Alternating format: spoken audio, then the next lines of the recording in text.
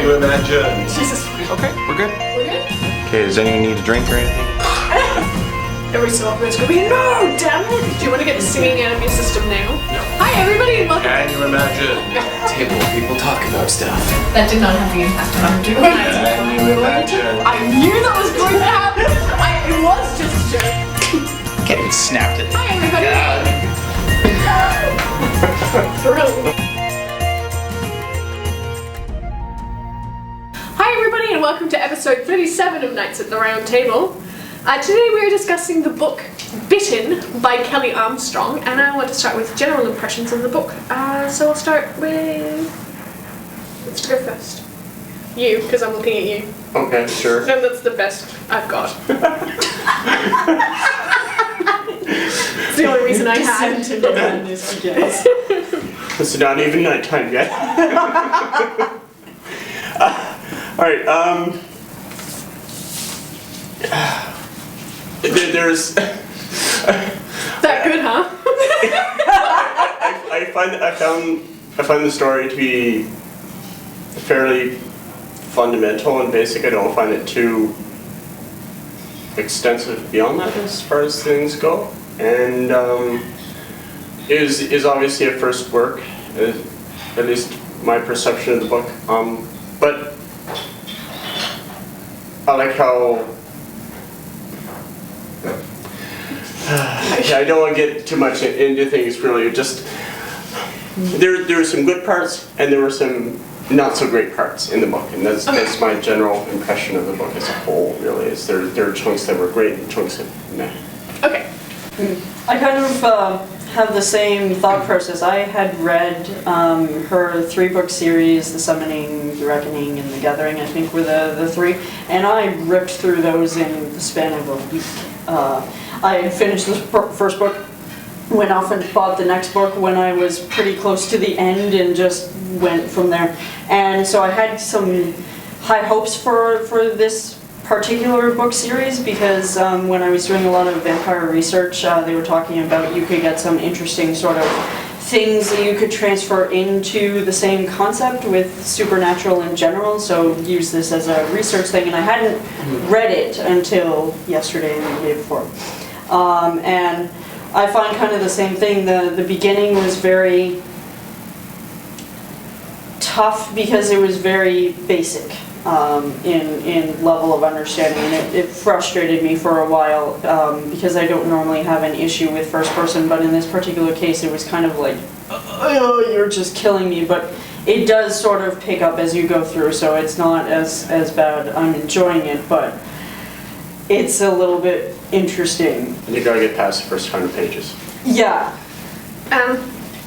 Yeah, this book was alright. It wasn't earth-shattering, it wasn't spectacular. I have a lot of difficulty with the first-person perspective. I've mentioned it before, I find it really tough to get into most books that are written from the first person, unless they do it really well. There have been a couple of books where I didn't even notice it was first person, and it worked really well. But not for this one. I liked some of her ideas about werewolves and the change. Not a huge fan of... It felt like a romance book with some action thrown in, and I much prefer action books with some romance thrown in. So, it was an alright read. I don't regret reading it, but it's not something I would pursue much further than this book, I think. I think I will probably read the next book just because it's got enough of something that I want to sort of find out what happens after, because I'm almost at the end of the book. I have like 30 or 40 pages left. And I'm sorry. It's okay. School is... How dare you have a life? Legal is hard. Okay, so I'm almost at the end, and I kind of want to know where in the hell are you gonna go after this point? Like where it's currently sitting. I'm kind of like, it, a lot of it feels very I'm not the type of person to sit and analyze something to death. I find that takes the enjoyment out of movies, out of books, out of pretty much anything that I do. But if I start noticing, oh, this is another layer to add to the plot to make it seem like it's really longer than it is, then I start to go, okay, now there starts to be a bit of a problem with the way that it's written and how it's presented to you. But I think I'll read it, the rest of it, just to know what happens, just for plain curiosity's sake, but not because it's my most fantastic series known to man. There are other series that I enjoy far more than what I've currently got. Yeah, well, the main conflict in this book for me was which boy was she going to choose, and that's just so tiresome. It's just, I can't, there are more important things in life than that, and it was just not, it didn't, for that reason, I think I couldn't relate to the character, because I don't give a crap who I I mean, if it happens for me, it happens, but I don't care so much about that. There's so much more to life than which boy's the best. So, I wish they had focused, or she had focused more on a different conflict. Because the love triangle thing is just so overdone and so tiresome. I think something that I thought was really hilarious that you might have thought kind of entertaining, because this is how I reacted. You can ask Matt, because I did this reaction once. At one point, her boyfriend gives her roses, like sends them to the door or whatever, and so Clay is like, go and get the thing at the door or whatever, and she looks over and she's like, oh, roses, and then she's like, well, I don't want to be bad and like put it in the living room where it's obvious, and I don't want to put it here, and I don't want to put it here, so I guess I'll put it in our room. And then Clayton politely reminds her, well, they do need sunlight and water, you know, and, and I'm sitting there going, this is totally a reaction that I would have, like, it's flowers, they die. Yes! Why? That was my reaction of like, they die. Give me plastic things any day over real ones. Not even. Get me a real plant, something that's in earth. Like an orchid or, you know, a spider plant. Because it will survive past a week. Yes! Well, if you're gonna get roses, honestly, whatever, I'm the guy in practical. Yeah, don't. Roses are, well, one cliche, which, well, there's a lot of cliches in this book, honestly. However, there are lots of very nice flowers that last longer than 3 days, like roses. In theory. But not until you give them to me. Yeah, tell Mom that. She'll have them dead in a day. No, I'm not very good with flowers. Do you give them sunlight and water? I give them water sometimes. It's horrible, isn't it? Oh, it's terrible. And I don't like being given flowers either. They're such a useless gift. Yeah, So exactly. pointless. Give me something practical. Here, have the dying part of a plant's sex organ. Really? Can you just give me some bacon? That would be an acceptable gift. Guys, remember this. If you want to date Sonia, 5 pounds of bacon to weigh in. I'll steal some. From your local butcher, not the supermarket. Wild boar bacon. Anyhow. Back to the book. So, right, the part involving bacon in the book. No, there's a couple interesting things I thought she was working with her werewolves that are a little bit more interesting. She uses a lot of mythology that we're familiar with, but changes a bit to adapt as well. So, for example, they retain the body mass. So, if, you know, Elena Michaels is 150 pounds, then in her werewolf form, she's 150 pounds. Yeah. She's a big werewolf. You know, there's no special sensitivity to silver. And while they do live longer, they can also be killed by anything else that are Like normal. the car. They're not immortal, but Exactly. yeah. So I think that think? yeah, I know, right? Which with their mouth apparently. So I think that adding a certain amount of mortality to the main character did add to the book. Yes. Into that there is the risk factor that you can partially relate to there as well. So I agree with some of the changes that she used as far as this goes. Yeah, I have to agree. I do like what she did with the mythology plethora of folklore for werewolves. I like what she did with that mythology, but I can't get past the fact that it's a silly love story. It grated on me. And the part that I was talking with Susan about this earlier, and the thing that I don't necessarily go out of my way to exactly pick apart a book per se, but if I start picking up on something that just kind of catches me, then I'll notice it from then on. So it's the as I, especially at the beginning. It seemed to be pretty frequent at the beginning. It just kind of took me out of the story and it kind of put me in a editor mode, if you will, where I'm like, for example, as we drove out of the Bear Valley, my heart pounded, or as I turned back toward Olson's car, I saw the driveway led nowhere, or as I realized I couldn't hear him any longer, I was bursting through into the clearing. Oh, so what you mean is that as a phrase occurred too frequently? Yeah, like to start off the sentence. Oh, I didn't even notice. See, I told you, like the first bit of the book is notorious for these things, and then she starts to use a lot more complex sentences as you go further on into the novel. And so I didn't notice it, so when he mentioned it, I was like, I have hit the as I once after he mentioned it. And then it was like glaring in my face. But that was it. It was the only time. Throw it out. That's what I was telling you. I wasn't looking for it, but it caught my eye. So tell you what, go back to about page 30 or 40 or something and read a couple pages to see how many times it comes up. Okay, I will. I'll count them. Yeah. So, going back to the mythology of werewolves, one of the things that she mentions in there is the idea that werewolves could at some point turn into vampires. And it was just a fleeting, like, one-line thing, and I'm like, please God, no, don't tell me you did that. That doesn't seem possible to me at all. In one of the mythologies that they had, because it was in the Legacy, right? Yeah. Where she was reading it. It was one of the mythologies that people thought about werewolves. Okay, because I was like, please don't tell me that's going to happen at some point. This is really awkward. A lot of One supernatural does not turn into the other, I'm sorry. That's not how it works. Yeah. I don't know, I do like what she did with the mythology.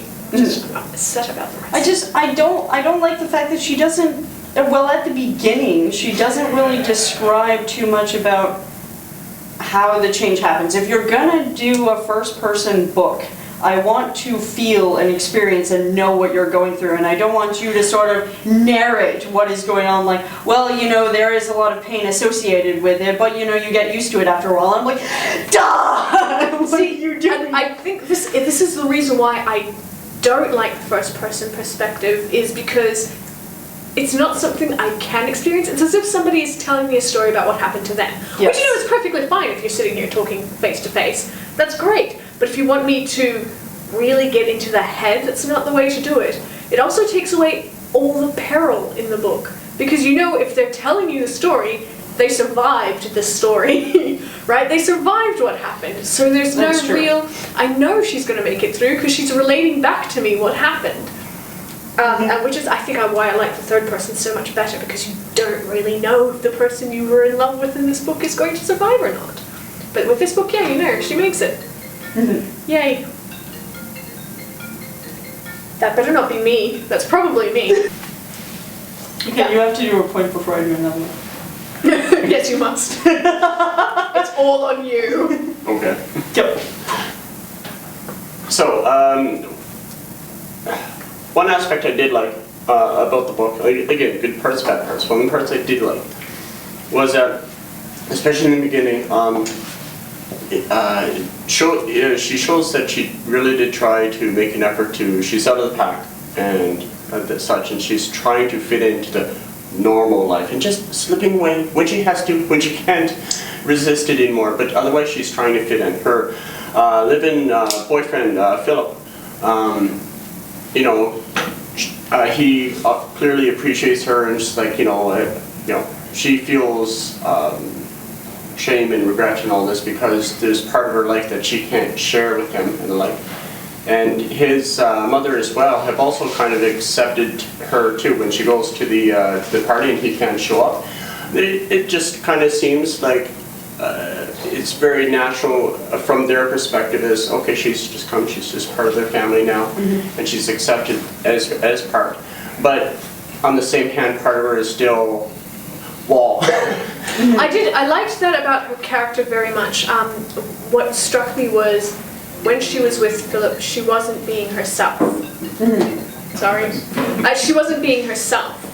So in trying to leave the pack behind, she left behind a good part of herself, which she wouldn't have been able to maintain. Even if she had hidden the change, had she been herself, she would have been snarky. She would have been less obliging. So she was lying to Philip in more than one way, and that's where I think the guilt came from. And I really did appreciate that about her character, because I have tried to be someone else, and of course it never works out, and I end up exposing my bizarre self and. Your bizarre self? No. Now I'm perfectly normal. Yeah, there were a lot of really amusing moments in this book for me. One of the first ones that struck me was the weights, where she was talking about being in the weight room and doing like one-handed lat pull downs, 60 pounds, and I thought two things: that would be really nice to do, and secondly, Sonia's gonna be pissed. Yeah. Because I can't even hold my own body weight yet. You can do it. I will be one day. Yeah. Yes. Yeah, I like that. I also like that the idea because of their supernatural condition. They have a higher metabolism and have to eat a ton more. She's not quite making it because she has to sneak away to eat. Otherwise, it looks like that she's eating poor Philip out of house and home. I did like that. Yeah. I liked the line, he stuck out like Yanni at an Iron Maiden concert, Oh, yeah, which made me kill myself laughing. Yeah. Yeah. Just cute moments when they're outside of the hotel room and that woman is watching and Clay is like, would you like some popcorn? Like, there were just so many little snarky remarks and things. I enjoyed the snark. I have to say, I do like that a lot.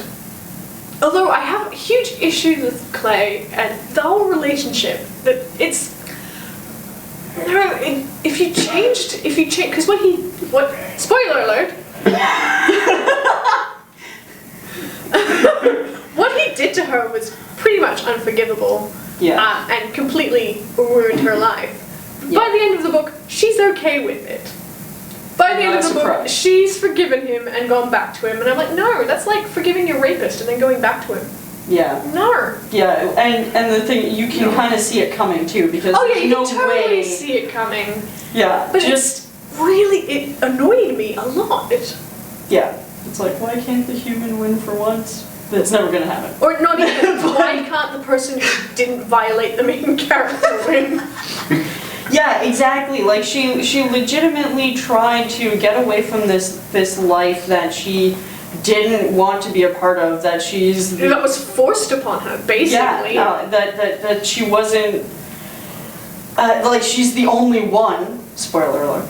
You know, and just she's setting aside. Okay, sorry, you go. Yeah, exactly. That's the other thing. And she tries to leave all of it behind, to have something normal that she was trying to do before this, because all of this happened like right as she turned into an adult, and you really kind of feel for her character, the reason why she's always putting up the walls and the reason why she decided to leave the pack is just because all of it is so inexcusable for her. And I'm like, I can kind of relate to that in a non-supernatural way, but I can relate when you want to drop absolutely everything because there's just too much that have happened. Yeah. That you As it's serious trauma that changes your life forever. Yeah. Yeah. So we're just talking about a number of the good points in the book and that.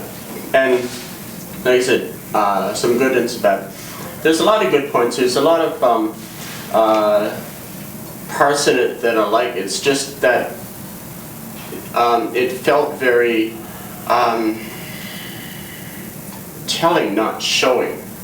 as to how it was written. It was all, as mentioned before, about being narrated to about what was being happened. Okay, that's fine, you're telling me, but show me what you're seeing. Let me feel what you're feeling. If she had went into a bit more of that, then I think it might have grabbed me a bit more. It's just that aspect was a little bit shy and therefore affected the overall of the book for me. Okay. Yeah, but see, then it's really hard to do the not telling when you're literally telling the story, though. Didn't use third person. No, well, yes, exactly, which is my point. But one of the things that really bothered me was when she talked about how there were no female werewolves because they were not strong enough to survive the change, and I am sitting in my bed going, bitch, we give birth! Yeah, exactly. Yeah, exactly. And one of the lines that pissed me off, one of the lines that pissed me off was obviously, as a female, I wasn't worth questioning when the cops came to the door. And they were talking, and I was like, are you kidding me? Like, there were moments during this novel that I just wanted to pitch it out the window for a variety of reasons. Well, some of it is just, I felt a little bit like Kelley Armstrong has been following me since I was a child or something. Like, some of the similarities between the characters and, like, the Cosmo and the Burger King they went to, and, like, just the Mary Kay Pink, and I've sold Mary Kay before, I'm like, have you been following me? Stop that. You know, and so moments like that I was like, psh. But then there were just things like this, I'm like, I come off as very strong to a lot of people. Yeah, I have that problem too. I'm obviously very opinionated.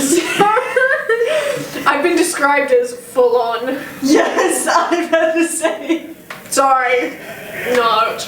Yeah, no, I'm not Not. sorry. You either like me or you don't. Yeah. I imagine you have the same thought process. It's just I am now. I used to be shy as hell. Shy as hell. Yes. Now there are 0 F's to It's give. like we're sisters. 0 F's to give. Well, yeah. 0. Okay, so if you were to give this book out of 5, what would you give it? 2. Oh, ouch! Okay. I think that's actually the lowest rating I know. Apart from that short story where the guy raped the woman like 5,000 times. Yes, Oh, God, Stephen R. Donaldson. Thank Yeah. you. Into the Keep gap. reminding me of this. Twitch. See, this is why, yeah. It just, I don't like being narrated to. I'm sorry. I don't like that aspect. And then that kept coming up so much. It just bugged me so much. Yeah, 2. That's the best I can do. That's awesome. I think I'm pretty well settled on a 3, and that's the first time I've settled on a 3. Usually I've given stuff, all of the movies that I've done, I've given a 4. But there's a lot having to do with the basicness of the language, and a lot having to do with just the relationship with Clayton and Elena and Philip. The love triangle was just a little bit much, and a lot of it felt forced, and it almost did feel like a rape scenario, like she just couldn't help it. And I'm like, I can sort of grasp where she's coming from, where she's got to put up this wall, but at the same time I'm revolted by it. So Yeah. I kind of want to sit on a 3 because, again, there's a lot of like cute, sarcastic, witty remarks that I can go with, but overall. Yeah, I'm the same. 3 for me, because nothing will ever be as bad as Into the Gap. For 200 get better, I swear to God. 200 pages, I wanted to tear my own skin off. And I gave that one a 2, so much more generous for this one. It's not my favorite story. I don't like that it was a romance couched in paranormal action. I would much prefer paranormal action with a little bit of romance in it. Just, for personal reasons. It makes it easier to relate to the female character for me. I didn't like the situation with Clay at all. That made my skin crawl. Just the whole thought of going back to the one who violated you and turned your life upside down in such a horrific manner. Didn't sit well with me at all. I probably won't finish out the series, but I don't really regret reading the book. I mean, it's a short read, And there were good aspects of it. There was some really well written dialogue, particularly the snarky parts that I did enjoy. Just overall, it didn't grab me at all. Okay, so who wants to pick the next one? I'm looking at you. After that book, no one. Oh no, it might be the second one. It might be the second one. No, I can't do that because it's against the rules, but I probably would just. A Spell for Chameleon, Piers Anthony. It sounds like it might be one of the Xanth series, which if it is, yay, because I love the Xanth series.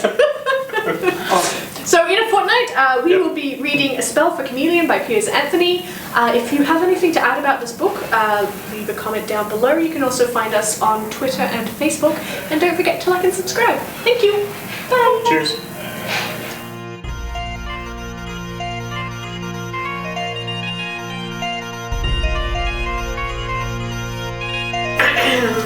How badly do you want to get beat up on Tuesday?